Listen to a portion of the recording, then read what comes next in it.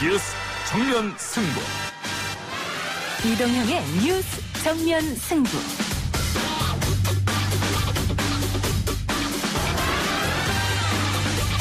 청취자 여러분 안녕하십니까. 이동형입니다. 대구시 달서구의 한마음 아파트가 뜨거운 감자로 떠올랐습니다. 이 아파트는 코로나19 집단 감염으로 코호트 격리 조치되는데요. 한번 들어보시죠.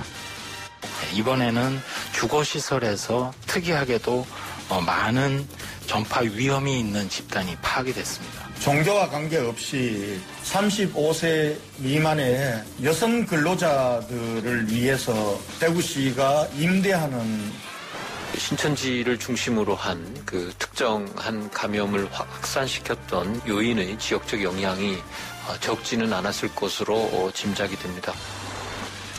한 아파트에서만 코로나19 확진 환자가 46명인데 전부 신천지 교인으로 밝혀졌습니다. 게다가 거주민 142명 중에 94명이 신천지 교인으로 확인됐는데요. 대구시는 이런 집단 거주 의혹 시설이 10여 곳 더 있다고 밝혔습니다. 신천지 집단 거주 형태 전문가로부터 들어봅니다. 한국도 꼭 그걸 이겨내고 잘 정상 생활로 돌아올 거라 믿고요. 대구 시민분들 힘내시기 바랍니다. 힘내세요. 국내 대학에 재학 중인 중국인 유학생들이 대구 시민들을 위한 성금을 모아 전달했습니다. 십시일반 용돈을 모았다고 하는데요. 해시태그 힘내라 대구 경북 힘내라 대한민국 시간에 만나봅니다. 코로나19로 인한 지역경제 위축 등으로 휴업하는 사업장에 대해서는 고용유지 지원금을 적게 지원하면서 코로나19에 따른 산업 현장의 애로, 중소기업 부담 등을 세심하게 살펴 지원 수준 상향 등 추가적인 지원 방안도 검토하겠습니다.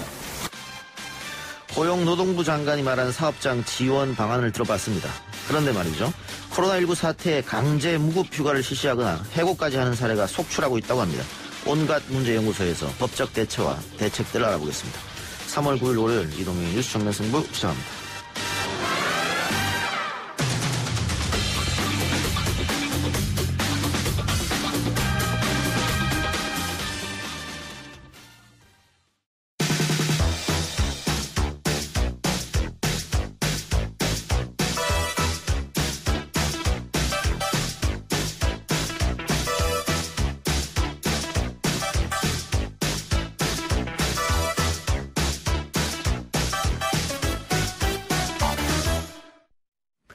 집단 확진자가 발생하면서 아파트로는 처음으로 코호트 격리 조치가 내려진 대구시 한마음 아파트 관련 이야기 해보겠습니다. 이 아파트 거주민 140명 중 94명이 신천지 신도로 드러났고 이 가운데 46명이 코로나19 확진 판정을 받았습니다. 열흘 이상 지나서야 역학조사를 실시한 대구시의 늑장 대응도 함께 논란인데요. 석연치 않은 대목들을 짚어보겠습니다. 빠른 미디어 조미듬 대표 나왔습니다. 어서 오십시오. 네, 안녕하세요. 신천지 교인은 가족이 알면 가출을 한다. 그래서 합숙 형태로 생활을 한다. 신천지 사태 터진 이후에 많이 알려진 사실인데 시에서 운영하는 임대 아파트가 신천지 집단 거주지로 이용이 됐다. 이 놀라운 일인 것 같습니다. 네, 저도 이제 좀 깜짝 놀랐거든요. 예. 사실은 이런 경우 같은 경우는 내부에서 어떤 폭로자가 있지 않거나 아니면 외부에서 어떤 사건이 터지지 않으면 알기가 힘든 그렇겠죠. 부분이거든요. 전 세 가지로 접근해야 된다고 보고요. 첫 번째는 지금 많이 나오는 특혜 의혹이고 두 번째는 관계자들을 좀 몽땅 다 속인 신천지 신도들의 조직적인 움직임 그리고 세 번째는 일부 신천지 신도들의 포교 활동을 통한 아파트 통째로 좀 삼키기 작전? 이 정도로 세 가지로 좀 봐야 되지 않을까 싶습니다. 예. 네. 이 아파트가 보증금 21만 6천 원에 월세가 5만 4천 원. 매우 저렴하지 않습니까? 그렇죠. 네. 지금 방금 그래서 조 대표가 특혜 의혹을 이야기했습니다. 네네. 이게 어쨌든 관에서 관리하는 것이니까 네. 이거를 담당하는 관리자가 혹은 신천지 신자가 아니겠느냐 네. 이런 의혹이 있는 것 같아요. 당연히 그런 의혹이 나올 수밖에 없는 것이고요. 예. 그리고 증언자들에 따르면 종교를 물어봤다라는 이야기들이 있으니까 예. 지금은 사실 모든 것을 다 추정할 수밖에 없는 그런 상황이라서 예. 그런 의혹들은 좀 차차 수사를 통해서 밝혀져야 되지 않을까 싶습니다. 네. 지금 대구 MBC 보도에 의하면 네. 입주할 때 종교는 무엇이냐 이런 질문을 받았다고 해요. 그렇죠. 그런 부분들 때문에 우리가 이제 특혜 의혹을 제기를 하는 것이죠. 예. 네. 보통 이런 데 들어갈 때 종교는 묻지 않지 않습니까? 개인의 사생활 네. 문제인데. 그렇죠. 네. 그래서 조금 문제가 있다라고 하는 것이고. 네. 대구시장이 이야기한 것은 뭐 공무원이 연관되지는 않았다. 네. 그냥 신도들이 네. 자신들이 아름아름 네. 누구누구 이쪽으로 와라. 뭐 이런 식으로 해서 추천 형식으로 갔다. 이렇게 얘기했단 말이죠. 사실 그것을 우리가 다 고지고대로 받아들이기 좀 쉽지 않을 것 같아요. 왜냐하면 예. 이 아파트가 굉장히 오래되지 않았습니까? 예. 중간에 신도들이 대거 입주한 혹시 시점들이 있는가 이런 지점들을 좀 따져봐야 될 것 같아요. 예. 그래서 오래전부터 조직적으로 있어왔던 움직임인지 여부들을 확인하는 것이 우선일 것 같고 그리고 또 한 가지는 입주 조건이 뭐 여러 가지가 있더라고요. 뭐 만 35세 미만 이런 것들. 그중에 제가 눈여겨봤던 게 근로자에 한해서였어요. 근로여성들. 예. 그래서 이런 것들이 제출된 서류가 정말 사실인지 여부들을 확인을 좀 해봐야 이 문제가 좀 실마리가 풀리지 않을까 예. 싶습니다. 네. 그러면 왜 이런 형태의 집단 거주가 나왔느냐. 네. 처음에는 무슨 다른 곳에서 집단 거주를 한번 해봤었는데 네. 사람들이 자기들끼리 이야기하면서 신천지 폐해를 알게 되고 네. 탈퇴하는 사람들이 늘어나니까 네. 이런 대규모 기숙사 형태로 네. 해서 관리인을 집어넣어서 관리를 했다. 뭐 이런 의혹도 나온 것 같습니다. 여러 가지 의혹이 있을 예. 수 있는데 이걸 신천지 시점에서 좀 봐야 될 것 같아요. 예. 신천지 입장에서는 굉장히 좋죠. 타겟으로 삼을 만합니다. 왜냐하면은 뭐 수뇌부에서는 신도들 통제하는 게 제일 중요한데 그렇게 한 군데 모아놓으면 굉장히 통제하기가 쉬울 것이고 서로가 서로를 통제할 수도 있기 때문에 예. 신천지 입장에서는 지금 시점에서 우리가 얘기할 수 있는 건 분명히 이 아파트를 포교의 거점으로 삼았던 것은 확실하다. 이 정도 이야기할 수 있을 것 같아요. 예. 네. 이 아파트 위치도 포교의 거점으로 삼기 좋았다 이런 얘기가 들리던데요. 네, 31번 확진자가 나온 그 건물, 신천지 지금 다디오지파크 건물하고 1.2km 정도 떨어져 있다라고 하니까 걸어가면 한 15분 정도? 그리고 거기가 인구가 굉장히 많은 곳이에요. 예. 공원도 있고요. 예. 포교하기가 상당하기 때문에 작지만 대학교도 하나 있고 그러다 보니까 여러 가지 뭐 활동을 하기에는 수월한 곳이겠죠. 예.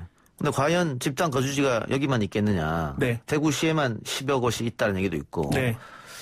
뭐 우리 라디오 쪽에도 제보가 들어온 게 원주에도 있다. 뭐 네. 이런 것들이거든요. 저 원주에도 지금 여러 가지 얘기들이 나오고 있고 사실은 굉장히 오래됐을 가능성이 높기 때문에 원래 이런 단체들은 한 곳에서 잘 먹혔다 소위 말해서 예. 그러면 다른 지역에서 충분히 이런 방법들을 사용하거든요. 예. 차차 좀 드러날 될 것이고 저희도 오늘 뭐 좀 제보를 받은 게 있거든요. 한 그 가족 중에 한 명이 신천지에 빠졌었는데 과거에 뭐 임대 아파트로 들어가야 된다라는 말을 얘기를 했었대요. 예, 흘려드렸는데 이런 지점들에 대한 확인들이 차차 좀 필요하지 않을까 예. 그렇게 생각하고 있습니다.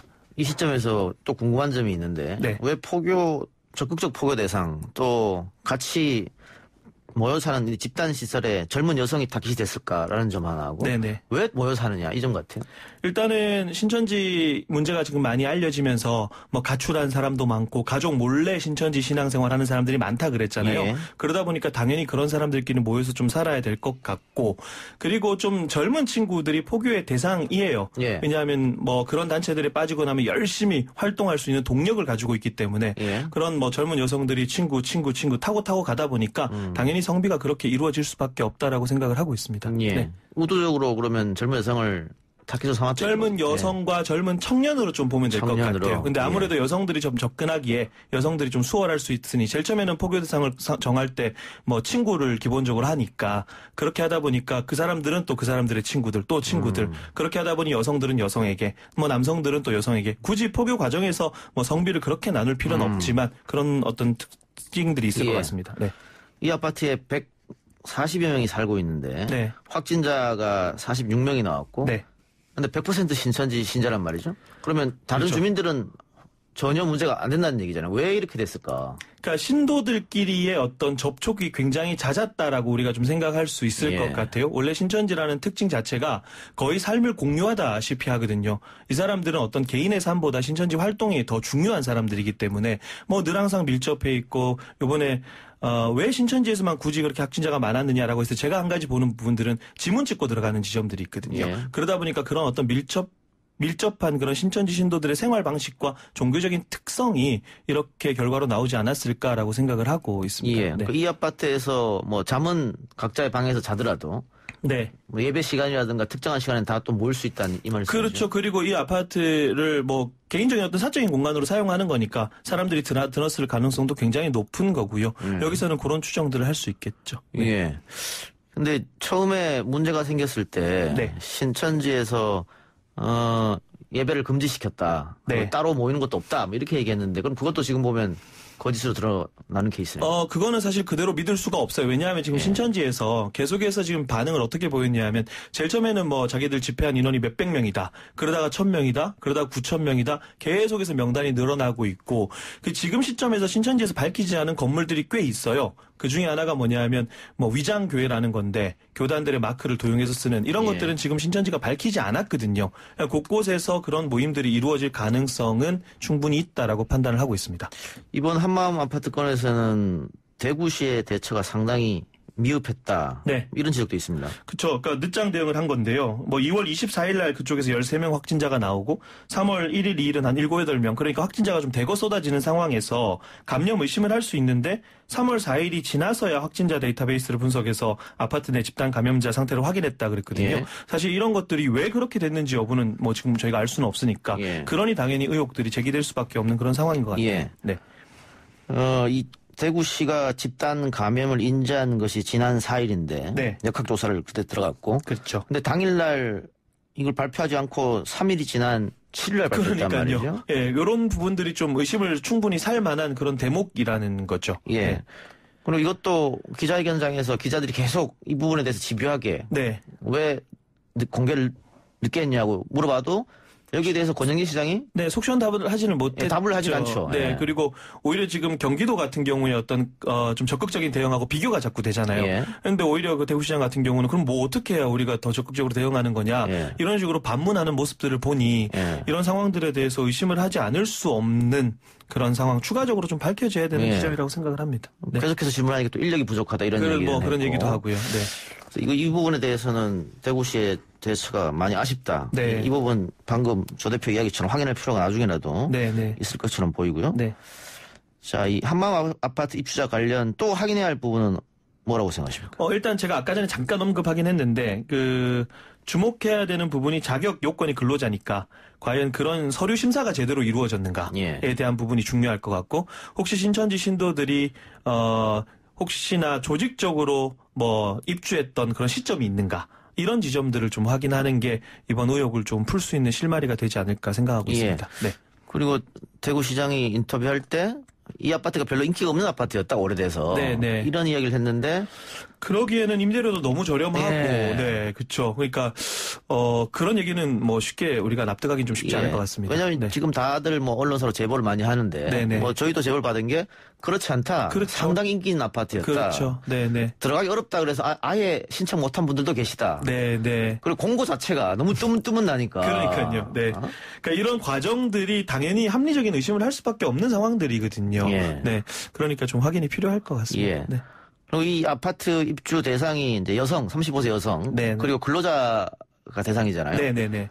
그래서 혹시 직장이 없는 사람들을 위해서 신천지 쪽에서 가짜 직장을 만들어 주진 않았을까? 그러니까 제가 아까 말씀드렸던 부분이 그 부분이거든요. 그러니까 근로자격증 같은 경우야 사실은 뭐 그런 것들은 충분히 얼마든지 뭐 서류들을 만들어낼 수 있으니까 그런 지점들을 뭐 소위 요즘 얘기하는 전수조라든가 역학조사 같은 개념으로 좀 철저하게 수사가 이루어져야 하지 않을까 생각합니다. 네. 근데 이런 집단 시설 아까 대구 또 원주 이야기했습니다만 서울과 경기는 없다고 하더라고요. 그렇지는 않을 것 같아요. 왜냐하면 신천지 신도들이 모여서 사는 건 당연한 거거든요. 아까 말씀드렸던 것처럼 가출한 친구들이 있고 그런 친구들은 갈 데 없기 때문에 서로 모여가지고 이런 아파트식은 아니더라도 이렇게 아파트식은 아니더라도 아파트는 서울이나 경기는 너무 비싸니까 그런 거일 수도 있고 뭐 나중에 추후 드러날 가능성은 배제하기는 어렵다. 그럼 또 하나 궁금한 게 전국적으로 신천지 신자가 굉장히 많고 왜 대구에서만 이렇게 많은 확진자가 쏟아졌느냐. 그런 거에 대한 의문들이 많죠. 사실은 이게 신천지의 특성하고 관련이 있다라고 봐요. 그러니까 대남병원 같은 경우도 지금 미스테리가 아직까지 안 풀렸잖아요. 감염 경로나 이런 것들이. 대남병원 같은 경우는 대구에서 관할 지역이거든요. 대구 신천지에서 관할 지역이거든요. 그러니까 그런 어떤 신천지 특징 때문에 일어난 거고 만약에 예를 들어서 광주 지역에서 나타났다. 그럼 이거보다 더 심해졌을 거예요. 더 많습니까 원래? 광주가 훨씬 많죠. 그러다 보니까 이거는 어떤 지역적인 특색보다는 신천지의 특성상 이런 문제가 터졌다라고 생각할 수 있을 것 같아요. 31번 확진자부터 시작이 됐다고 보고 그러면 어떻게 2차, 3차 전파됐느냐. 그런 부분들 아직 밝혀지진 않았으니까. 지금은 어떻습니까? 뭐 아까 경기도 이야기도 해주셨습니다만 네. 서울 경기 지자체 쪽에서 강력하게 대처를 하고 있는데 네. 이제는 조금 이 신천지 문제는 좀 사그러든다고 봐야 됩니까? 지금 전수조사도 끝난 상태고 네. 아직도 숨긴 분들이 많이 있을까요? 네, 그렇죠. 그러니까 지금 아까 말씀드렸던 원래 사실 신천지라는 집단이 알려지면서 신천지 용어도 좀 덩달아 많이 알려졌잖아요. 예. 그래서 제일 처음에 신천지 뭐 교회라 그랬다가 뭐 복음방 센터 이런 건데 아직 밝혀지지 않은 신천지 시설들이 있어요. 그리고 복음방 같은 경우는 뭐 어떤 특정한 장소보다 여러 지역에서 막 이루어지기 때문에 그런 것들에 대한 동선들은 전혀 밝혀지지 않고 있어서 그래서 더 많은 확진자들이 나오지 않을까라고 하는 우려들 때문에 단순히 어떤 종교 간의 갈등이 아니라 그런 우려들 때문에 더 좀 철저하게 조사를 해야 된다는 입장을 저는 가지고 있습니다. 예. 네. 그 자가격리를 이야기했음에도 불구하고 그 어긴 신자들도 계속 나오고 있단 네, 말이죠. 네, 그렇죠. 네. 그런 건 또 왜 그럽니까? 신념이 무서운 거죠. 그러니까 교리를 얘기하려고 하는 것이 아니라 자기가 믿고 있는 신념이 이렇게 행동으로 나도 모르게 막 나타나는 거거든요. 어차피 자기네들 단체가 제일 중요하고 우리 이번에 기자회견 볼 때 그 옆에서 마스크 끼고 있던 여성이 뭐 거짓말을 그대로 하는 장면이 이렇게 그랬잖아요. 그러니까 그거는 제가 봤을 때 습관적인 거짓말들이 그렇게 삶으로 나타난 거라고 저는 생각을 하거든요. 이런 얘기도 들리던데요. 그 14만 4천 명 안에만 들어가면 네. 영생할 수 있기 때문에 네. 뭐 이런 코로나 병 같은 건 무서워하지 않는다. 그렇죠. 제가 말씀드린 신념이 바로 그런 거거든요. 그러니까 신천지는 오로지 신천지만 구원을 받고 그다음에 자기네들이 이 세상의 주인이 된다고 생각하는 사람들이에요.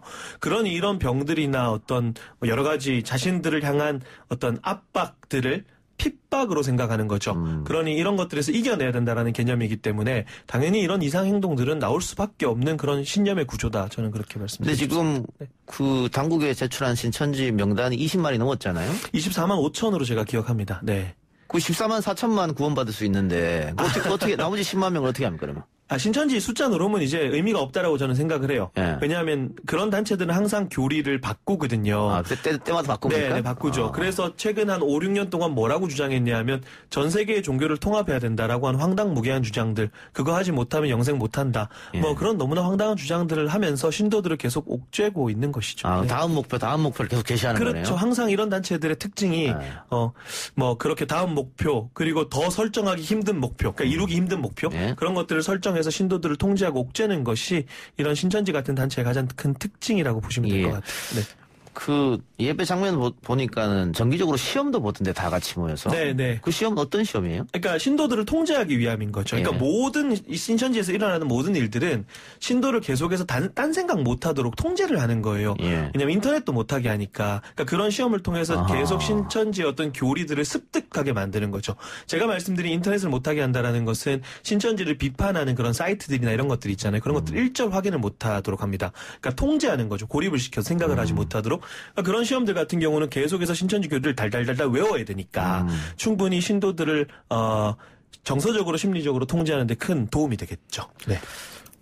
가족들이 알게 되면 집을 나가라고 한다고 하는데 그거는 결국은 가족들이 알고 거기 나가지 마라 그러고 하면 뺏길까봐 그러는 거예요? 그렇죠. 탈퇴의 확률이 굉장히 높아지니까. 그러니까 신천지에서 관리를 할 때 가족들이 알고 있는 경우와 가족들이 모르고 있는 경우를 나눠서 관리를 해요. 신도들을 관리할 때. 그러니까 가족들이 알면 이제 그 등급을 좀 격상시켜서 철저하게 관리를 하는 거죠. 네. 그 신천지에 대해서는 뭐 기존의 개신교 관계자들이나 목사님들이나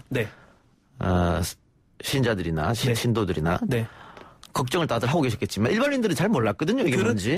뭐 주수꾼이 뭔지 전혀 몰랐는데 이번 사태로 많이 밖으로 드러났지 않습니까? 그러면 향후 이 사태가 마무리되더라도 어떻게 타격이 있겠습니까, 신천지는? 원래 이번 사태가 어디까지 가게 될지 모르겠습니다. 그리고 수뇌부를 향한 검찰 조사가 어디까지 이루어질지 모르겠지만 우리 옛날에 반면교사로 삼아야 되는 단체가 있어요. 이미 여신도들 성추행 성폭행에서 감옥에 갔다 온 정명석 씨 같은 경우 거기 여전히 활동하고 있거든요. 아직 출소하고 다시 활동합니까? 그럼요. 활동하고 있고 감옥에 가 있는 동안 신도들은 여전히 굉장히 활발하게 활동을 했고 두 가지입니다. 더 위장을 하겠죠. 지금까지 어떤 자신들이 했던 위장 포교 방법보다 더 위장을 할 거고 한동안은 해외로 눈을 돌릴 거예요. 이미 신천지가 해외로 많이 나가 있고 한국을 떠서 해외에서 여러 가지 활동들을 하다가 잠잠해지면 다시 들어오게 되는 그런 과정들을 밟지 않을까 생각하고 있습니다. 알겠습니다. 오늘 인터뷰 여기까지 하죠. 지금까지 빠른미디어 조미듬 대표였습니다. 수고했습니다. 네, 감사합니다. 1부 순서 마치고요. 2부 기자 언박싱 코너로 돌아옵니다.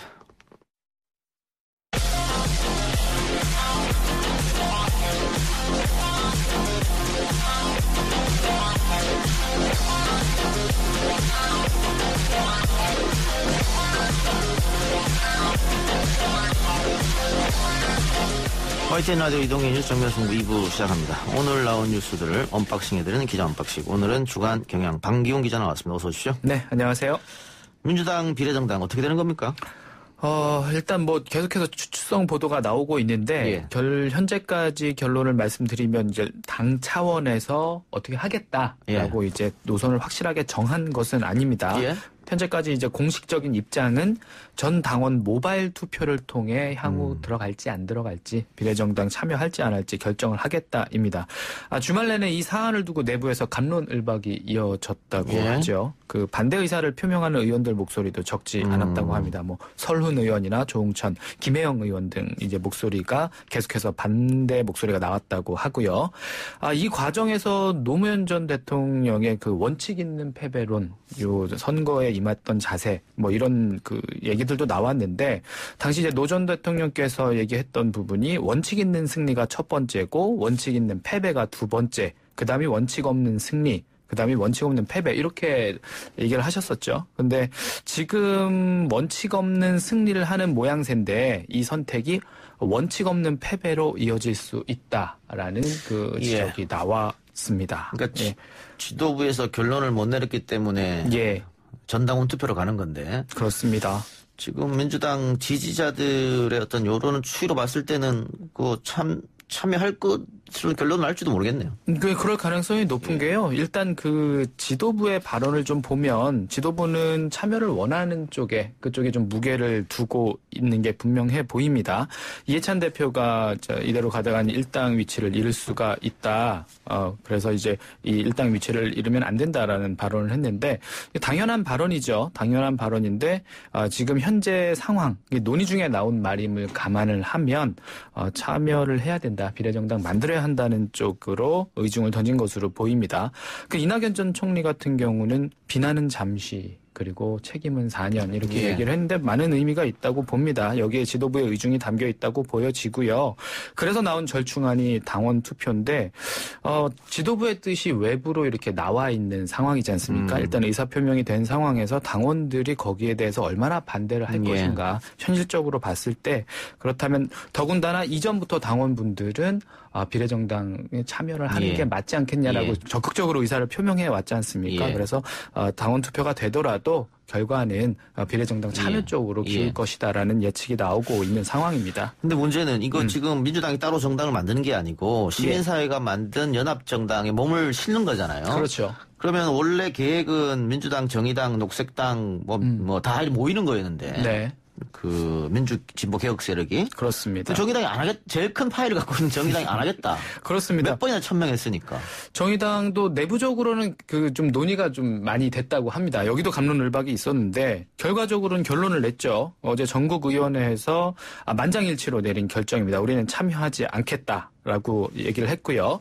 연동형 비례대표제 대의는 협상이나 타협의 대상이 될 수 없다라고 분명히 선을 그었습니다. 거기에 대해서 이제 심상정 대표가 했던 말을 덧붙이자면 비례연합 정당과 같은 공학적 발상은 자칫 범진보개혁 세력을 위험에 빠뜨릴 수 있다라고 덧붙였습니다. 그러니까 현재로서는 정의당은 여기에 참여할 의사는 없다. 다만 이제 그 지역구 같은 경우에는 총선이 진행이 되면 선거 연대 가능성은 열어둔 것으로 보여집니다. 그런데 만일 정의당이 반대하고 있는데 민주당만 참여하게 되면 지역구 선거 연대가 제대로 될 수 있겠습니까? 그러니까 현실적으로 좀 어려운 상황이죠. 그리고 이제 그런 경우가 있었습니다. 민주당 쪽에서 사실은 이제 최재성 의원 같은 분들은 초반에 우리 민주당은 그 비례 연합을 하더라도요, 연합정당 출범하더라도 참여를 하더라도 우리 후보를 내지 않겠다. 그 지지자들이 알아서 전략적 투표를 해라 이 말이잖아요. 네, 그렇습니다만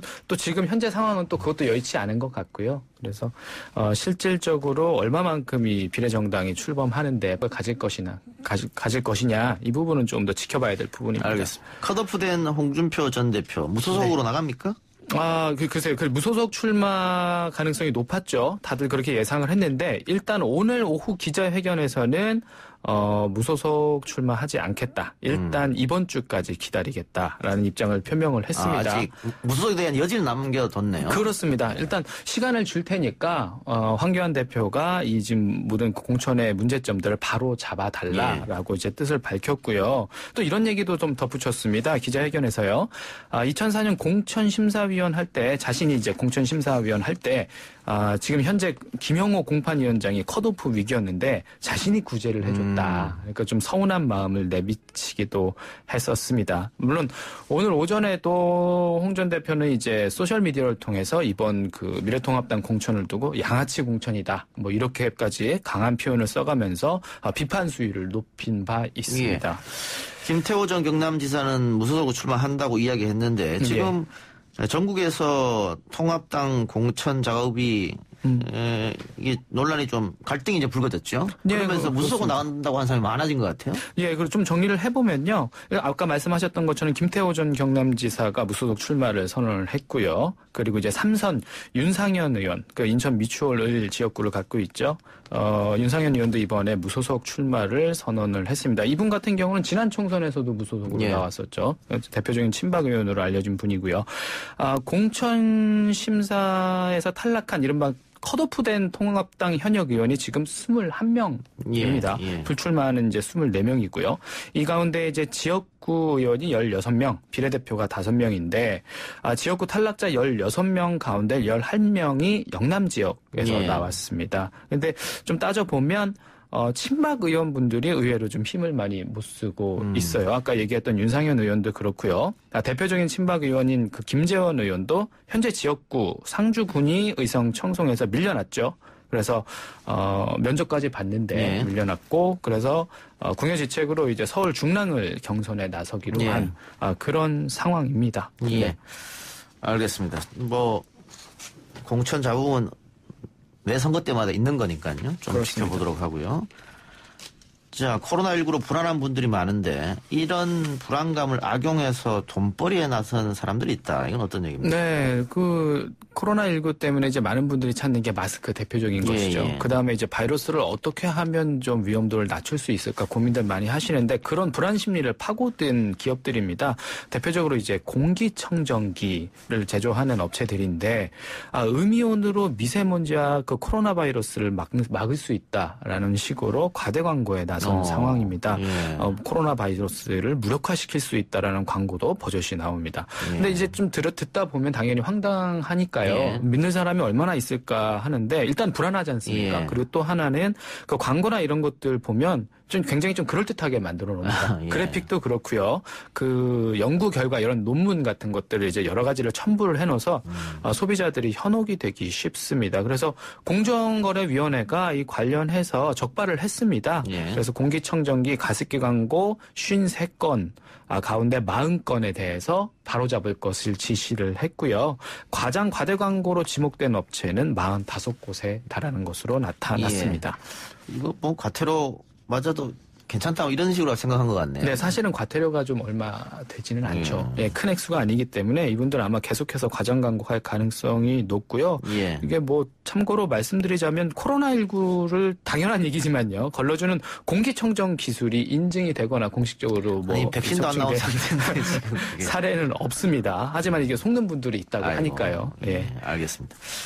그리고 면역력 강조를 많이 하죠. 면역력이 강한 원래 있는 사람 또 건강한 사람은 뭐 코로나 설사 걸린다고 해도 감기처럼 넘어갈 수 있다 뭐 이런 얘기가 있으니까. 그렇습니다. 그러다 보니까 건강식품 비타민 같은 제품들도 코로나19 이후에 광고를 많이 하고 있어요. 그렇습니다. 이제 이것도 예방 효과가 검증이 되지 않았는데 이런 것들 뭐 비타민, 건강식품 같은 것들 계속해서 정보형 광고라고 하죠. 이런 것들이 판치고 있는 상황인데요. 비타민 C, D 이런 것들도 마찬가지고요. 어떤 분들은 이제 안티프라민 같은 것들을 코 밑에 바르면 코로나가 침입을 못한다. 뭐 이렇게까지 얘기를 하는데 근데 사실은 이거를 보면은요. 이게 유튜브 개인 광고를 통해서 많이 되거든요. 여기서 말씀드린 유튜브 개인 광고라는 함은 이제 개인적으로 방송하는 분들이 이런 제품이라든지 식품들을 가지고 와서 많이 얘기를 합니다.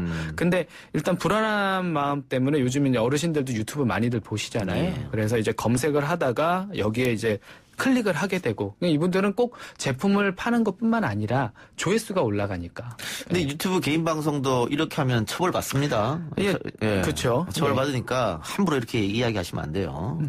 그렇습니다. 마지막으로 하나만 더 짚어봅시다. 마스크 무료 배급 문자를 조심하라. 이건 뭡니까?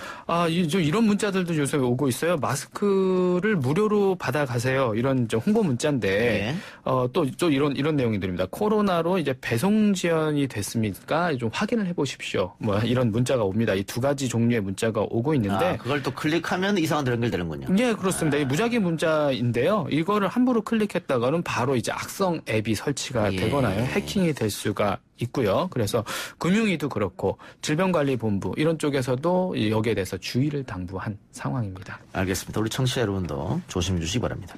오늘 기자 언박싱은 여기서 마무리하겠습니다. 지금까지 주간 경향 방기훈 기자였습니다. 네, 감사합니다.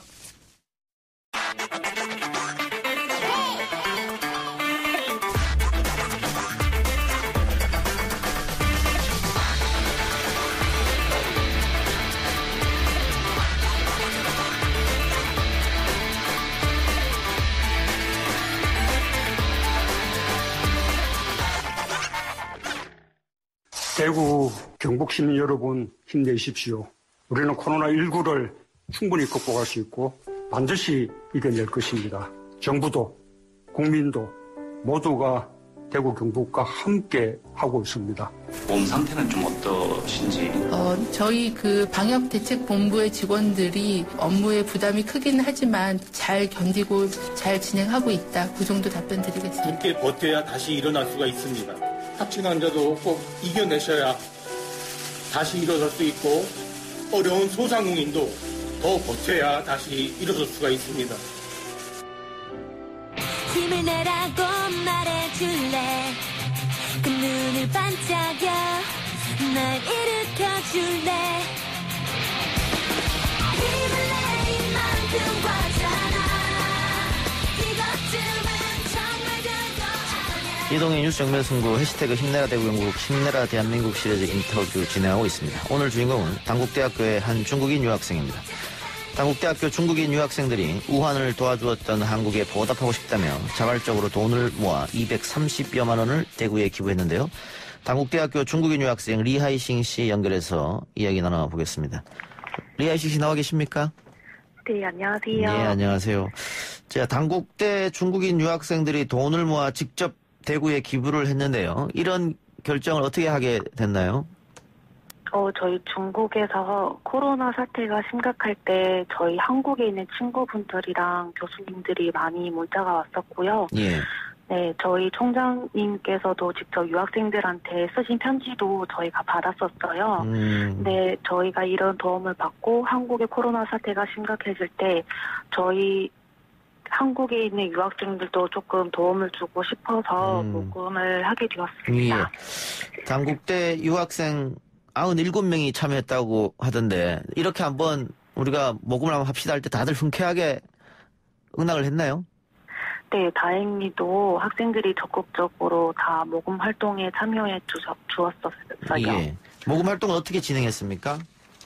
저희가 모바일 메신저에서 모금 이체하는 그런 중국 어플이 있거든요. 거기서 네, 모금을 했었어요. 근데 저도 유학생활을 해봤는데 유학생이 돈이 그렇게 많이 있지 않은데 그래서 저희가 학생들이어서 그 상한을 200위안으로 제한을 하고 상한액이 있었군요. 네. 200위안이면 우리나라 돈으로 얼마쯤 돼요? 한 35,000원, 3만 정도 되는 것 같아요. 그렇게 상한액을 정해서 내도록 했군요. 네. 알겠습니다. 처음에는 이 마스크를 사서 기부하고 싶었는데 그게 쉽지 않아서 현금으로 기부하게 됐다고요? 네, 마스크를 사서 기부하고 싶었는데 현재 이제 중국과 한국이 다 마스크 구매가 어렵잖아요. 예. 그래서 저희가 이제 돈을 모금하여 이제 학교에 들여서 학교에서 기부하는 방식을 선택했습니다. 예. 한국으로 공부하러 가야겠다는 생각은 어떻게 해서 하신 겁니까? 다른 유학생들과 똑같이 한국 문화를 좋아하고 가깝기도 하고 그래서 오게 됐어요. 공부는 재밌습니까? 네, 잘 있습니다. 예. 자, 근데 지금 한국에 와서 공부하고 있고 중국에 가족이 계실 거 아니에요? 네. 중국 가족분들은 어떻게 다 건강하세요? 네, 다들 건강하시고, 네, 많이 걱정들 하고 계세요. 예. 자, 청취자 댓글도 많이 왔는데요. 예, 장대한민국님께서 아직도 힘들고 긴 시간이지만 우리 모두 같이 견디고 힘냅시다. 우마마님께서 정말 훌륭한 청년들입니다. 외국에서 살면서 여러 어려움도 있었을 텐데 감동입니다. 송원국님께서 대구 경북 응원합니다. 미모님께서 아이고 감사합니다. 우리는 친구이고 이웃입니다. 액수 상관없이 그 따뜻한 마음 눈물 납니다. 이 마음 잊지 않을게요. 이런 댓글 주셨습니다. 이 기사 나가고 또 많은 분들께 격려 박수 받았을 것 같습니다. 네, 맞습니다. 많이 연락이 오셨고요. 예. 비록 적은 돈이지만 저희도 한국에서 유학생활하면서 많은 도움을 받았었기에 예. 조금이나마 도움이 되고 싶었고요. 아마 좋게 봐주셔서 참 감사할 뿐입니다. 예. 중국인 유학생을 대표해서 대구 경북 여러분께 한마디 해주시기 바랍니다. 네, 저희 한국 또한 중국처럼 코로나를 잘 이겨낼 거라 믿고요. 빨리 코로나가 빨리 끝나고 따뜻한 봄을 맞이하길 바랍니다. 예, 오늘 인터뷰 고맙습니다. 네, 감사합니다. 네, 지금까지 당국대학교 중국인 유학생인 리하이싱 씨였습니다. 1, 2부 순서 마치고요. 뉴스 듣고 3부로 찾아옵니다. 아 글쎄 안 들려 들을 뉴스 없어 아무 뉴스도 귀에 들어오지 않아 듣고 또 들어도 들을 뉴스 없어 만드는 게 이프로야 이동영의 뉴스 정면 승부.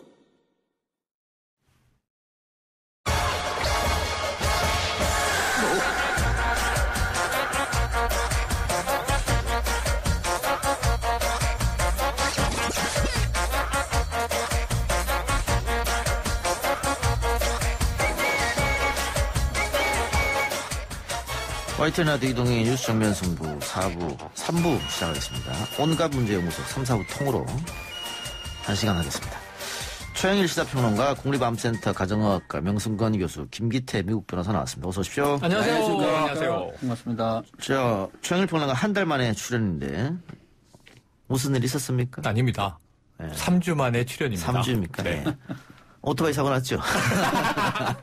제가 오른손에 기부스를 하고 있는데 예. 경미한 사고로 경미하게 다쳐서 조심하시기 바랍니다. 네. 좋아졌습니까 이제는? 나아지고 있어요. 수술 끝났고요. 이 와중에 병원에 한 사흘 입원해 있었더니 코로나19 와중이잖아요. 정말 병원에 지금 실제 상황이 얼마나 긴박한지 급박하게 돌아가는지 체험을 하고 왔습니다. 그래요. 의료진들이 다들 고생하고 계시죠. 네, 그렇습니다. 자, 명승건 박사님.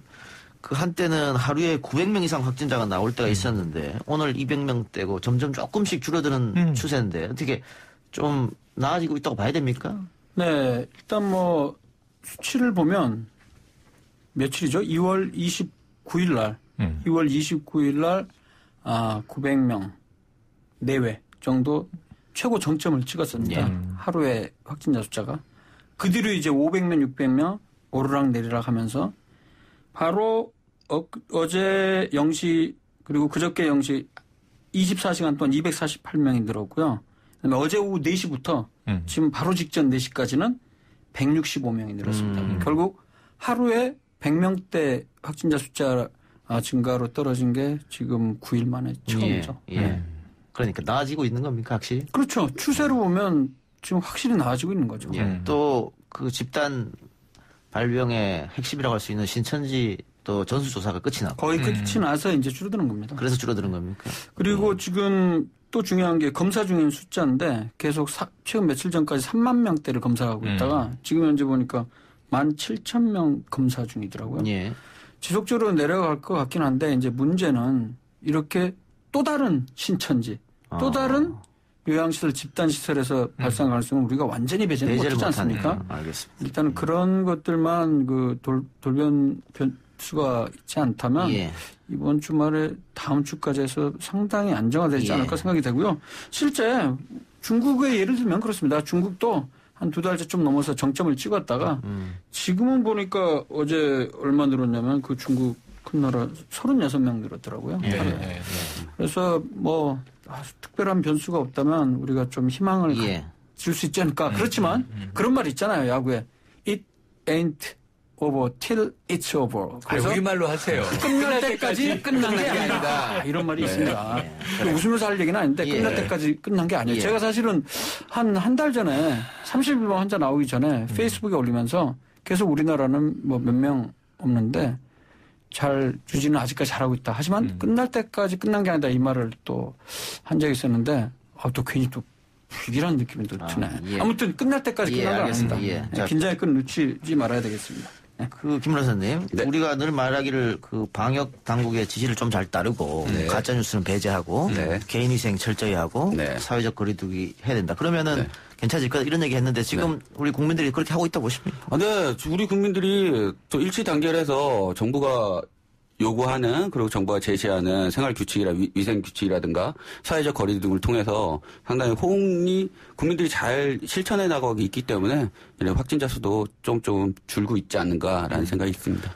이번에 또 뭐 이재명 지사가 신천지 신자다 이런 또 가짜 뉴스 나와서 적발되기도 했는데 이렇게 계속 끊임없이 나오고 있거든요. 처음부터 지금까지 계속 나오고 있는데 앞으로도 계속 나올 거예요. 왜 이런 현상이 벌어지는 신천지 괴담이 계속할 것 같아요.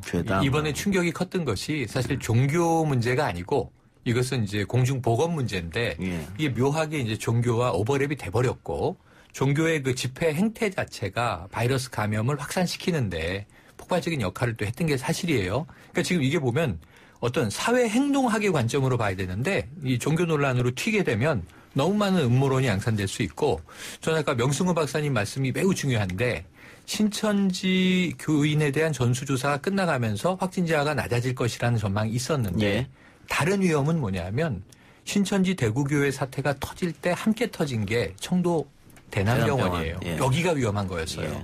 폐쇄병동에 100여 명이 넘는 이 장기 입원 환자들 거기다 정신질환을 함께 앓고 계신 분들이 정말 열악한 상황에서 면역력이 최하가 돼 있는데 감염이 됐다. 이게 내부에서 퍼졌다. 이 문제인데 그러니까 지금 이 소규모 집단 발병이 타 지역으로 좀 퍼지는 양상은 있다. 이걸 우리가 주목해서 오늘 전 정은경 질병관리본부장 말씀이 아주 중요한 게 확진 추세는 낮아지고 있는 게 맞다. 통계로 보이잖아요. 그런데 문제는 뭐냐면 경계를 늦출 때가 결코 아니다. 이런 얘기를 했어요. 모두 다 알고 있고 대다수 국민전 잘한다는데 김 변호사님 말씀에 동의하지만 소수가 문제예요. 소수가. 왜냐하면 이게 이 개미 방죽에 뚝이 무너지는 거지 않습니까? 개미 구멍에 이 방죽이 무너지는 거지 않습니까? 그러니까 이런 부분에 있어서 우리가 끝까지 좀 철저하게 상호적인 이 감시를 할 필요가 있어 보입니다. 예, 박사님. 지금 최 평론가가 대남병원 얘기 해줬으니까 또 박사님이 아까 집단 감염 문제도 짚었단 말이에요. 대남병원 또 요양원, 병원 이쪽에서 집단 감염이 나오는데 여기 계신 분들은 기저질환이 좀 있는 분들이고 면역력도 떨어져 있는 분들이고 연세도 많은 분들이고 그러니까 집단 감염되면 상당히 위험한 쪽으로 갈 수 있잖아요. 병원 집단 감염 문제는 어떻게 해결해야 되냐? 요양원이나 병원. 그 부분이 제일 문제인데 저는 그런 생각도 사실은 해봐요. 지금 계속 산발적으로 이런 병원이라든가 아니면 요양병원, 집단 시설에서 계속 발생을 한다고 하면 한시적으로라도 그런 집단 시설이나 병원에 입원하는 사람에 한해서 증상이 없다 할지라도 무조건으로 의무적으로 그 PCR 검사를 시행을 해서 음성인 사람에 한해서만 입원을 시키고 양성으로 나온 사람은 격리 조치를 해서 입원 1인실로 한다든가 그런 방법도 나중에 고려해야 될 가능성도 배제를 못할 것 같아요. 그럼 모든 병원에서 그래야 된다는 거예요? 그렇죠. 그런데 그게 현실적으로 쉽지가 않아요. 쉽지가 않죠. 쉽지가 않고 왜냐하면 이제 병원이 전반적으로 우리나라에 3,000 몇 개 정도 될 겁니다. 거기서 뭐 하루에 입원 환자 수 생각하면 하루 우리가 감당할 수 있는 검사가 한계가 있거든요. 그렇기 때문에 어려운 건 맞는데요. 지금 사실 지난번에 그 분당재생병원 같은 경우에도 입원실을 통해서 70대 그 환자분이 입원할 때도 아무 증상이 없었거든요.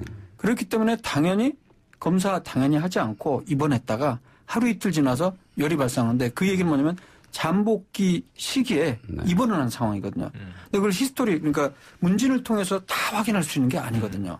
그래서 참 어려운 부분이 있습니다. 그래서 제가 꼭 모든 입원 환자에 대해서 의무적으로 검사를 하자고 적극 주장한 게 아니고 그 상황에 대해서 한번 그 보건당국에서 한번 좀 계산도 해봐야 되지 않을까 그런 생각이 좀 듭니다. 저는 이거 지금 정부에서 그 얘기하는 그 수칙에 따라서 행동해야 되는 게 가장 우선적이라고 생각을 합니다.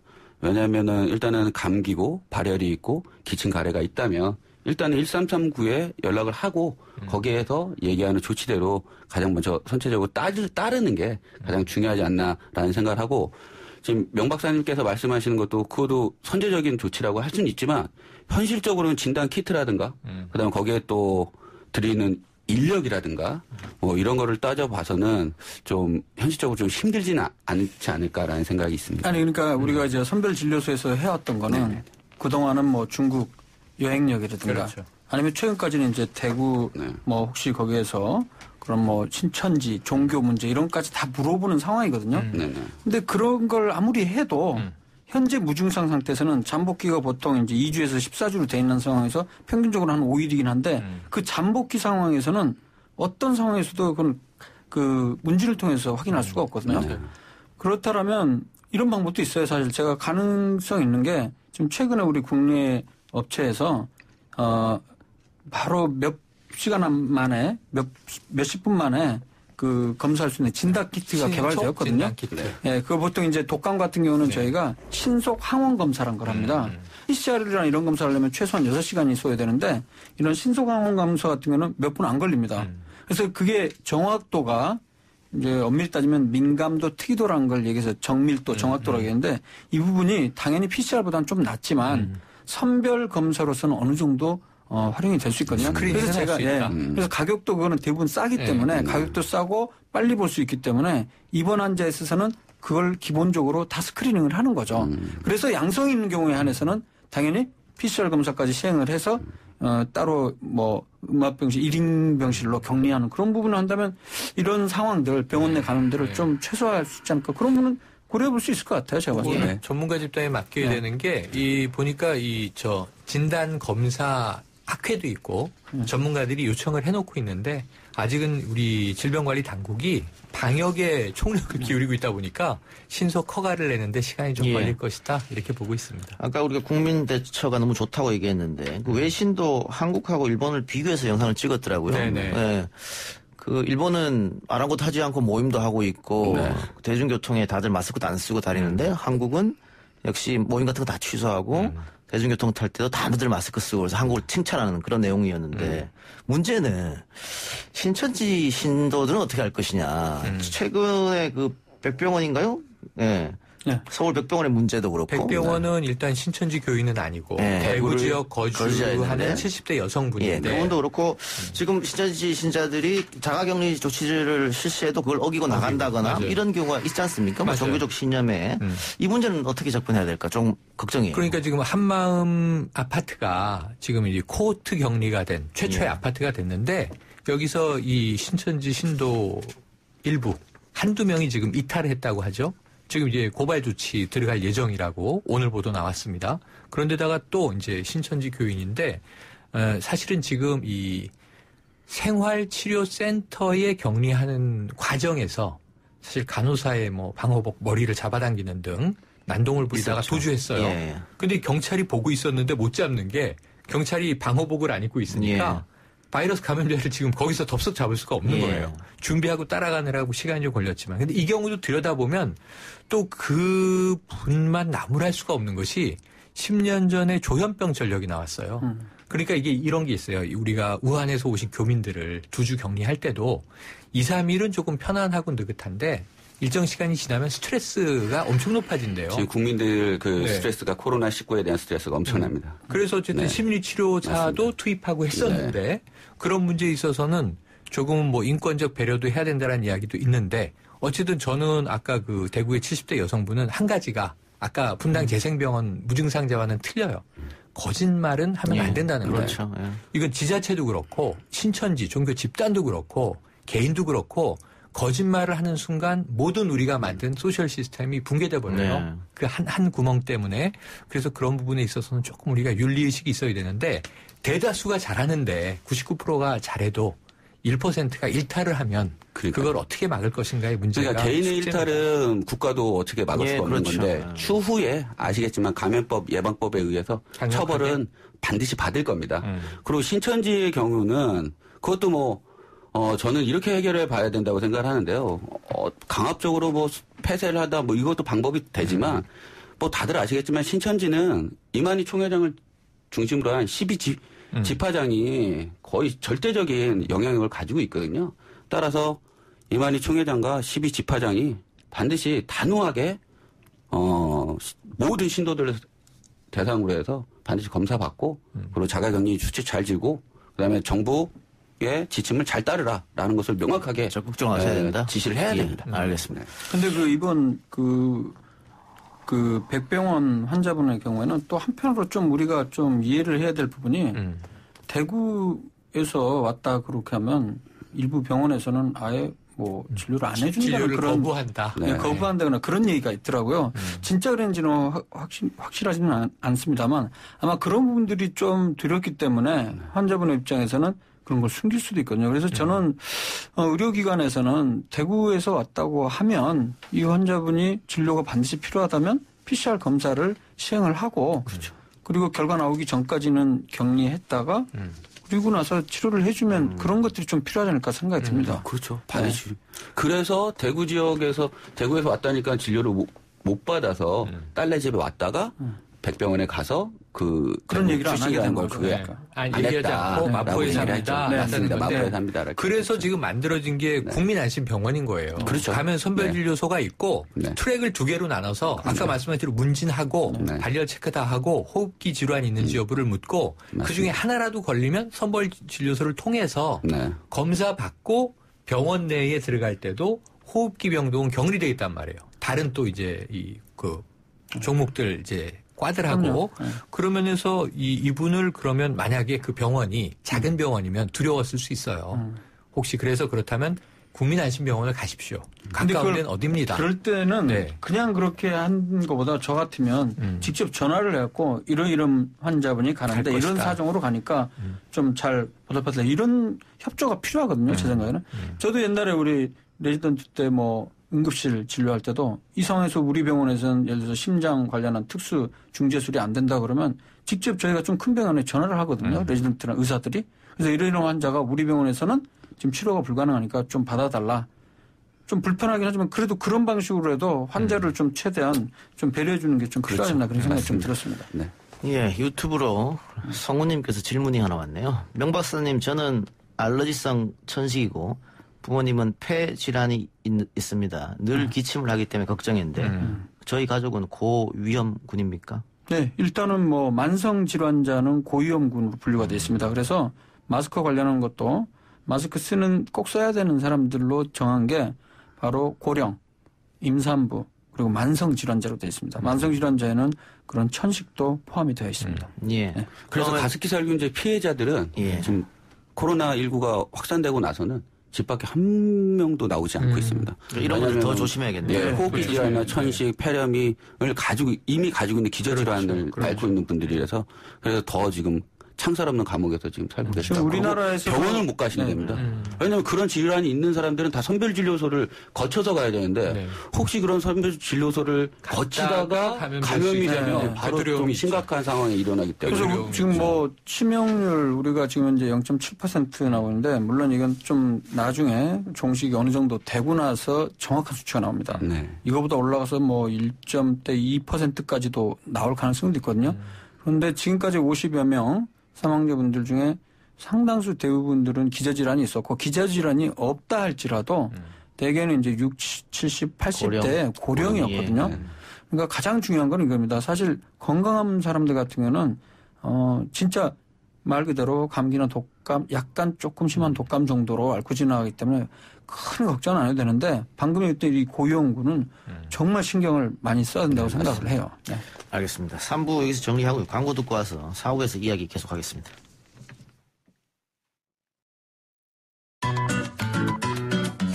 뉴스 신동 이 작가와 함께하는 비포장 뉴스 해학 뉴스 정면 승부.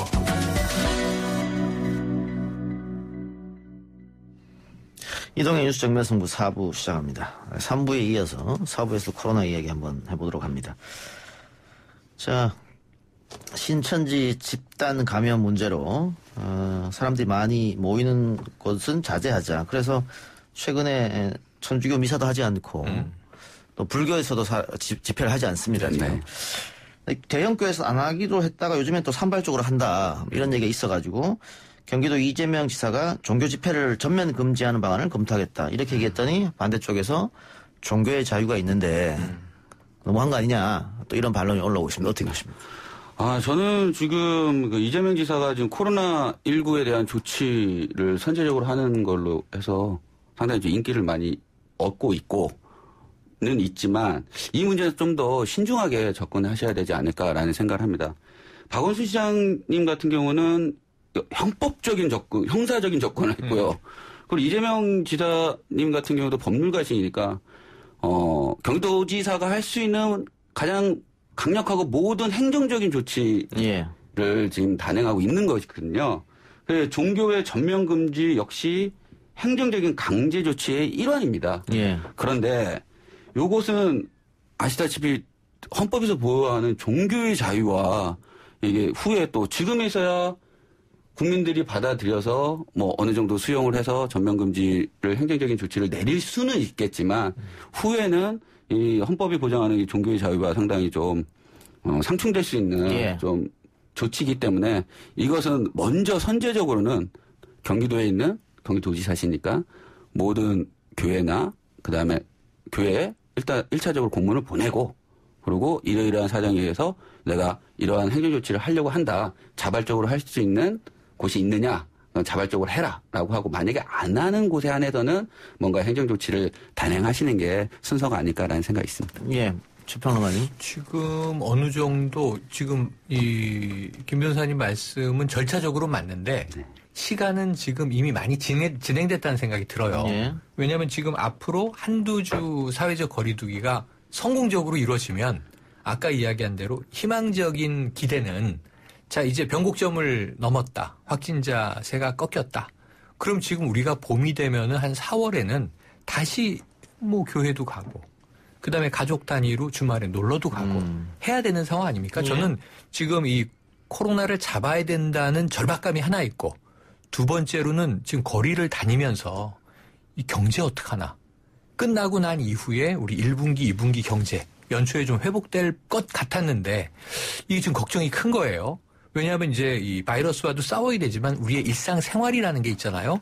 그런 면에서는 다시 돌아와야 되니 타이밍이 중요한데 지금 이 이재명 지사가 이걸 강제적으로라도 집행해야 되는 거 아니냐라는 타이밍은 맞다고 봐요. 지금 타이밍이. 왜냐하면 대다수의 교회는 권고를 따르고 있어요.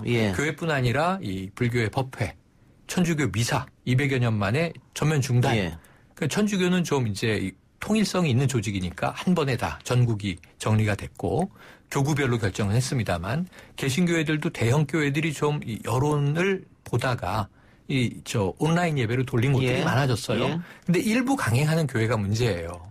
그럼 이제 대부분은 권고를 따르고 있는데 소수가 권고를 따르지 않으면 이 소수에 대해서는 행정명령이든 아니면 형사적 조치든 아니면은 뭔가 이 조치라는 게 필요한 것 아닌가. 알겠습니다. 왜냐하면은 이게 우리가 100%를 맞추는 뭐 나라가 어디 있겠습니다만, 있겠습니까만 최선은 다해봐야죠. 지금 너무 위급하니까. 위급해요. 그리고 김 변호사님 뭐 헌법적 가치가 있으니까 이런 의견 주셨는데. 그런데 이 행정조치를 해서 지금 계속 집회를 하고 있는 그 예배를 보고 있는 교회의 숫자를 이미 파악을 했는 걸로 알고 있습니다. 그래서 이제 행정적인 절차를 또 무시할 수 없는 거예요. 그 절차가 시간이 많이 걸리는 게 아닙니다. 그냥 공문을 보내고 그거에 따르라고 했을 때 만약 안 따랐을 때는 행정조치의 강제적인 절차를 하자면 절차가 그렇게 시간이 많이 걸리지는 않는다. 법률가 또 사회학자 얘기 들었고 의료인 입장은 어떻습니까? 그 부분이 참 어려운 문제 같아요. 기본적으로 이제 사회적 거리두기 소셜 디스턴싱이란 게 이전 수십 년 동안의 경험 속에서 학교를 뭐 휴교를 한다든가 대중 집회를 중지했을 때 확실히 그 감염병 발생 위험이 굉장히 많이 줄어든 걸로 보거든요. 많게는 90%까지 줄었던 보고가 있었기 때문에 이것을 지금 현재 사용을 하고 있는 겁니다. 근데 이제 제가 봤을 때는 우리나라에서는 다행히도 이 병의 특징이 뭐 독감이나 뭐 결핵 혹은 그 홍역처럼 공기 감염을 통한 게 아니기 때문에 공기 감염이라면 정말 이 집회나 심지어 그렇죠. 우리 직장도 폐쇄될 수도 있어요. 그런 경우라면. 근데 그것은 아니고 아주 밀접 접촉을 통한 거거든요. 대개는 1 내지 2m 안에서 15분 이상 밀접 접촉하는 경우에 발생한 사례가 거의 대부분이에요. 다행히도. 아니 다행이란 표현 좀 이상하지만은 그러니까 일반 지금 사실 공기 감염보단 덜하다. 예, 그러니까 지하철이나 버스 우리가 얼마나 많은 사람들이 이용합니까? 예. 지금 2달째 서울에서 1,000만 인구가 그런데도 그걸 통해서 감염의 사례는 사실 없는 상태거든요. 현재 물론 우리가 원인을 경로를 모르는 것이 있긴 하지만은 대부분은 특히 종교 집단 중에서도 굉장히 밀접 접촉을 하면서도 비말이 튀는 그런 상황에서 신천지 같은 경우에는 그 집단 발병이 난 거거든요. 그래서 제 생각에는 이 종교적 행사 제한하는 거 법률적으로 지금 많이 유행하는 시기에는 가능하다고 생각을 하지만은 이제 좀 점차 줄어들면 우리도 이제 이 사회적 거리두기도 점차적으로 완화한 것도 그래야지. 아마 한 뭐 그래야지. 1, 2주 지나면서는 조금씩 네, 고려해야 네. 되지 않을까 싶습니다. 이게 한정없이 환자가 한 명도 안 나올 때까지 네. 이렇게 해야 되길 그건 어려울 겁니다. 사실 현실적으로는. 알겠습니다. 예. 자, 이재명 지사의 종교 집회를 전면 금지하는 방안 세 분 의견이 갈렸는데 우리 청취자 댓글은 이재명 지사 쪽 지지하는 게 상당히 많네요. 이렇게 해서 이 지사의 지지율이 올라간 거겠죠. 선제적으로 대처를 하고 있다 뭐 이런 것 같아요. 그 이동의 뉴스 정면 승부를 지지하는 사람들 아니에요? 제 청취자니까 뭐 그렇겠죠. 그렇죠. 예. 그럴 가능성이 높아요. 제가 봤을 때. 아니, 근데 어쨌든 저는 중요한 게 뭐냐면 정치적인 이 입장을 빼더라도 사회적으로 필요한 조치다. 지금 현재 타이밍에서 그렇죠. 이거는 동의합니다. 중요해요. 네, 알겠습니다. 자, 마스크 문제도 연일 시끄러운데요. 지금 우리뿐만이 아니고 전 세계가 마스크 수급 곤란을 겪고 있고 그러다 보니까 가격은 폭증하고 있습니다. 맞아요. 그래도 우리가 지금 정부에서 일주일에 2매 구매하도록 이제 오늘부터 시작인 거죠. 요일별로 네. 다르게 네. 하고 있는데 정윤님께서 프랑스에 사는 분인 것 같네요. 이곳은 마스크 처방받아야 살 수 있습니다. 네네. 아픈 사람 아니면 쓰지 말라고 합니다. 마스크 쓰면 아픈 사람으로 오해받아요? 이렇게. 아니, 제가 어제 일요일이죠. 프랑스에 계신 분하고 통화를 했는데 이분 얘기가 가족이 마스크를 쓰고 병원에 갈 일이 있어서 간단한 병원에 갔더니 마스크 쓰고 온 가족을 격리해서 방호복을 입은 의사들이 와서 신분증 내놓으라고 신분증을 이렇게 이 종이 팩에다 넣고 이 비닐팩에다 넣고 하면서 다 검사하고 발열하고 한 다음에 이상이 없으니까 자기 방호복을 찢더래요. 그러면서 마스크 쓰고 다니지 말라고 경고를 하더래요. 예. 그래서 한국 상황하고 프랑스 상황은 많이 180도 다르다. 예. 이게 문화 차이냐 의료적인 과학 차이냐 물어보던데 명 목사님 뭐예요? 왜 그런 거예요? 제가 보기에는 좀 잘 아시겠지만 미국 질병통제예방센터, 미국 CDC 같은 경우에는 코로나19, 코비드19를 예방하기 위해서 건강한 사람은 마스크 착용을 권장하지 않는다라고 명시를 하고 있어요. 여기서 조건이 건강한 사람으로 되어 있어요. 그럼 어떤 사람이 착용을 해야 되느냐? 기본적으로 아프신 분들, 환자분들, 그리고 의료진, 그리고 돌보는 사람들, 환자 돌보는 사람들. 이런 분들 위에는 하지 말라 이렇게 돼 있어요.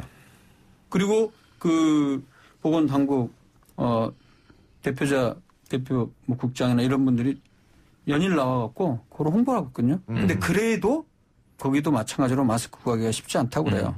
우리나라도 사실은 질병관리본부에서 가장 기본 원칙 들여다가 보세요. 거기에 뭐라고 썼냐면 건강한 사람은 쓸 필요 없습니다란 말은 없는데 써야 되는 사람만 딱 규정하고 있어요.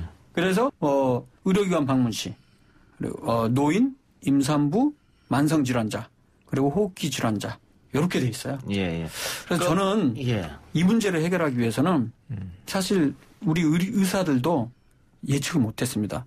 의뢰 지금 서울시 뭐 포스터도 보고 질병관리본부 포스터 보면 그냥 마스크 착용이 필요합니다. 기본. 그냥 어떻게 보면 아주 단순하게 던졌는데 이게 굉장히 유행이 그러니까 대유행이 되다 보니까 집단 신천지 때문에 엄청나게 전 세계 2위까지 가니까 전혀 생각 못했던 거예요. 예. 하루에 지금 생산량이 제가 알기로는 많으면 1,300만 장 혹은 1,100만 장 이 정도로 그렇죠. 하는 거거든요. 근데 우리나라 인구가 5천만 명인데 현실적으로 하루에 하나씩 다 쓰려면 모자랄 수밖에 없는 거예요.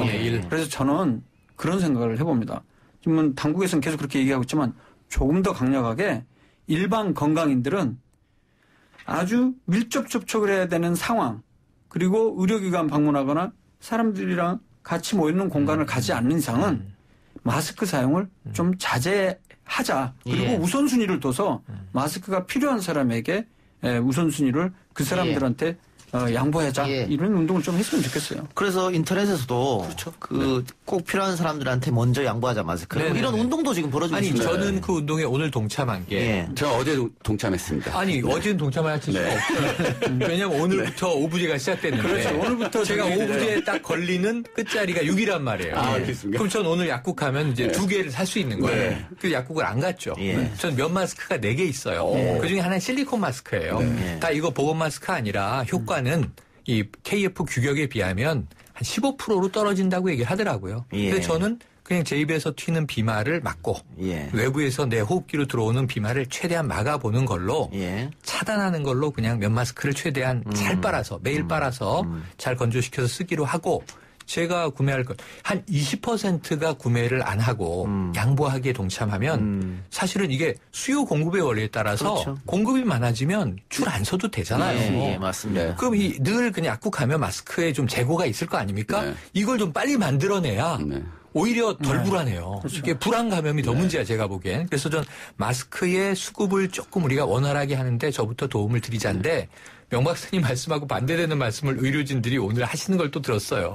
그게 일리 있는 게 무증상이 특징인데 건강한 사람은이라고 하니까 난 건강한 줄 알고 있는데 내가 무증상이야. 감염자인데. 그러니까 많은 사람을 접촉하는 직업에 계신 분은 난 증상이 없다고 느끼시더라도 그래도 예의상 마스크를 좀 하시라는 얘기를 하시더라고요. 그 부분은 우리가 좀 이해가 필요해요. 자, 일단 마스크의 가장 큰 목적은 무엇일까? 막는다? 했을 때 아닙니다. 막는 게 아니에요. 막는 거 아니에요? 막는 게 아니고 호흡기 증상이 있는 한마디 단적으로 하면 코로나19 환자분들이 다른 사람한테 기침이나 재채기로 비말이 튀는 걸 막는 게 1번이에요. 그러니까 이렇게 마스크를 쓰고 있으면 기침이나 재채기를 해도 겉으로 많이 안 나가잖아요. 안에서 이제 그 목적이 1번이에요. 그런데 두 번째는 뭐냐면 건강한 사람이 그런 사람이 행여나 있어갖고 있을 때 기침이나 재채기나 비말을 통해서 바이러스를 방지하고자 하는데 문제는 그 방지 능력이 좀 떨어진다는 거예요. 그렇죠. KF80이라면 어떤 겁니까? 0.6 마이크로미터 입자를 80%만 걸러내는 거거든요. 나머지 20% 들어와요. 이론적으로는 그렇다는 얘기죠. 그런데 더 중요한 건 이게 뭐냐면요. 왜 CDC나 세계보건기구에서는 마스크는 건강한 사람은 굳이 쓸 필요 없다 이렇게 얘기를 하냐면요. 연구 결과가 있기 때문에 그래요. 전 세계적으로 나온 연구 결과를 종합해 보면 의료진의 경우에 있어서는 하도 많이 그런 환자들을 접촉하다 보니까 마스크를 쓴 의료진은 쓰지 않은 의료진에 비해서 인플루엔자, 독감이라든가 호흡기 감염의 빈도가 40%에서 60% 확 낮아요. 하지만 일반 지역사회에 거주하는 가정 내 거주하는 사람이 있어서 심지어 그 가정 내 독감 환자가 있을 때 마스크를 쓴 가족들이 쓴 그룹이랑 안 쓴 그룹이랑 비교를 했는데 8편의 임상시험 중에 6편이 차이가 없는 거로 나와요. 그런 현재 의학적인 근거들에 기반해서 미국 CDC, 세계보건기구는 이렇게 얘기하고 우리나라 질병관리본부도 거기에 기준으로 해서 지금 이제 수칙을 얘기하고 있는데 제가 아까 말씀드린 건 우리나라에서는 그 건강한 사람은 굳이 쓸 필요 없다는 이런 게 너무 강조가 안 되다 보니까 이런 상황이 발생하지 않나 생각이 듭니다. 지금이라도 저는 늦지 않았고요.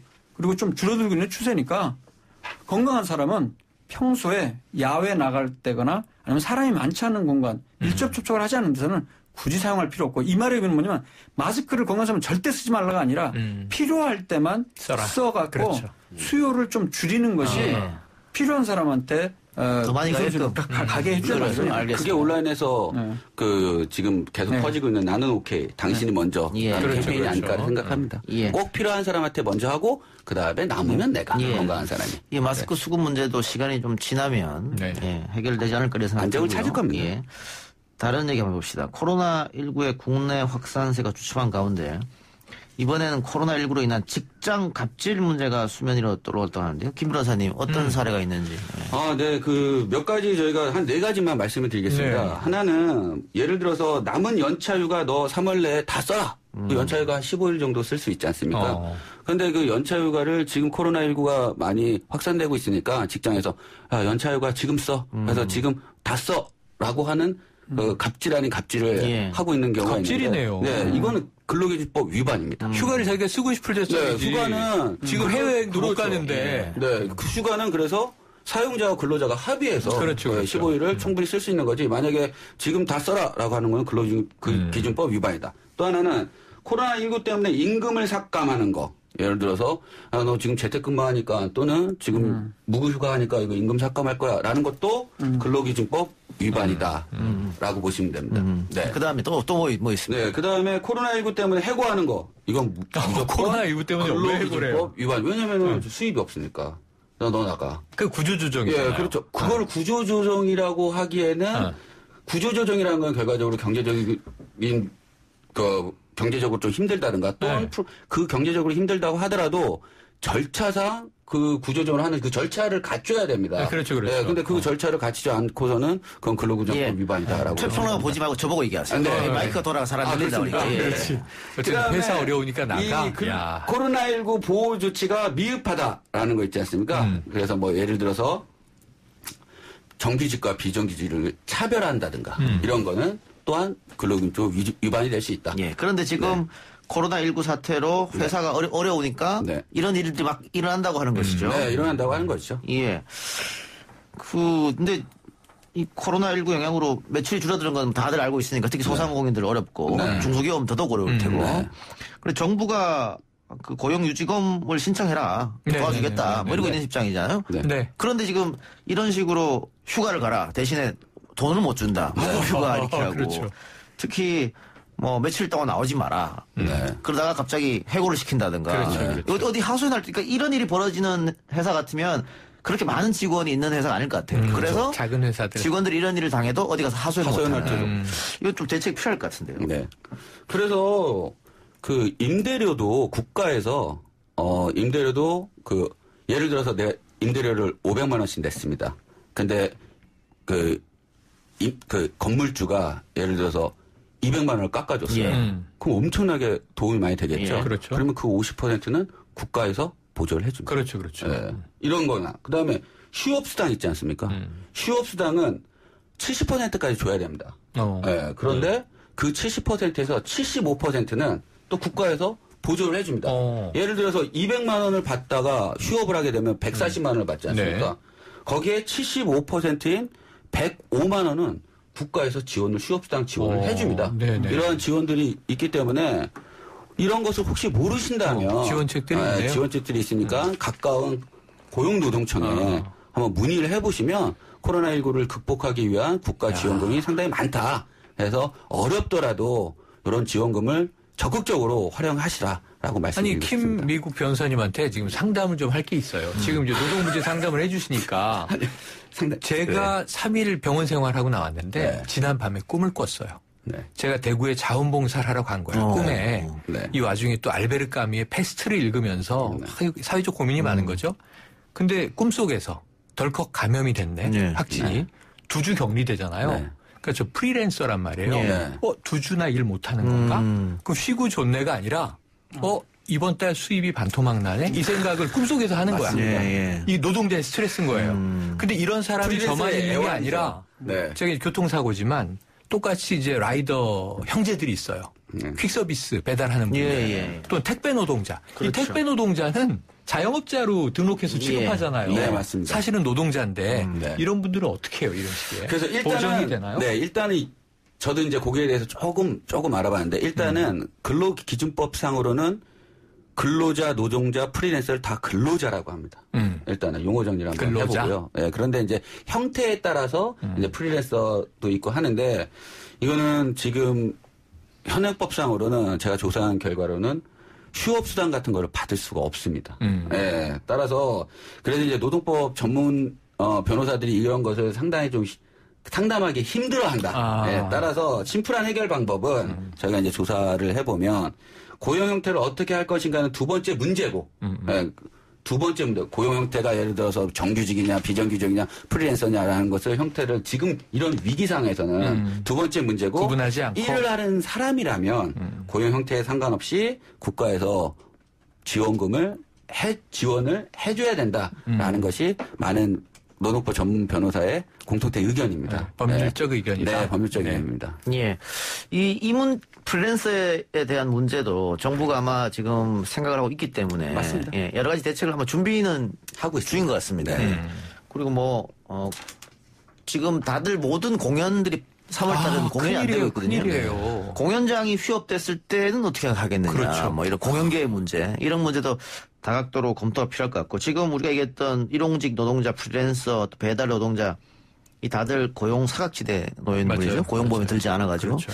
이런 분들에 대한 대책도 필요할 것 같고, 또 문제는 우리가 지금 직장 갑질 이야기하고 있습니다만은 이런 분들 말고 또 자영업자들 한 명 정도 두고 혹은 혼자서 하시는 분들, 그냥 조그만 식당, 예. 포장마차, 동네. 대구 같으면 큰일이에요. 모든 재래시장이 다 폐쇄되고 이러지 맞습니다. 않습니까? 여의도에 포장마차가 싹 없어졌습니다.